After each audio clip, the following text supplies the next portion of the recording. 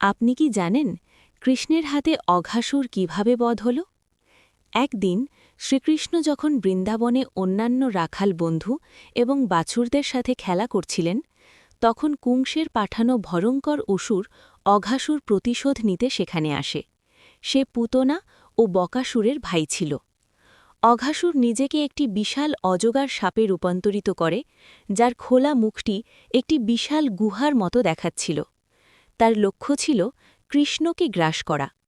রাখাল বালকরা অজগরটিকে একটি সত্যিকারের গুহা বা পাহাড়ের সুড়ঙ্গ ভেবে কৌতূহলবশত হাসি-ঠাট্টা করতে করতে বাছুর সহ তার মুখের ভেতরে প্রবেশ করে। সবাই ভেতরে ঢুকলে অঘাসুর তাদের গিলে ফেলার জন্য কৃষ্ণের অপেক্ষায় থাকে। কৃষ্ণ যখন দেখলেন যে তার সব সখা মৃত্যুর মুখে, তখন তিনি তাদের রক্ষা করতে সাপের মুখের ভেতরে প্রবেশ করলেন। কৃষ্ণ ভেতরে প্রবেশ করা মাত্রই অঘাসুর তার মুখ বন্ধ করে দিল। তখন কৃষ্ণ তার শরীরকে বিশাল আকার দিতে শুরু করলেন। অসুরের গলার ভেতরে কৃষ্ণের দেহ এত দ্রুত বাড়তে লাগল যে অঘাসুর দম বন্ধ হয়ে অসহ্য যন্ত্রণায় কাতরাতে লাগল। কিছুক্ষণ পরেই সে শ্বাসরুদ্ধ হয়ে মারা গেল।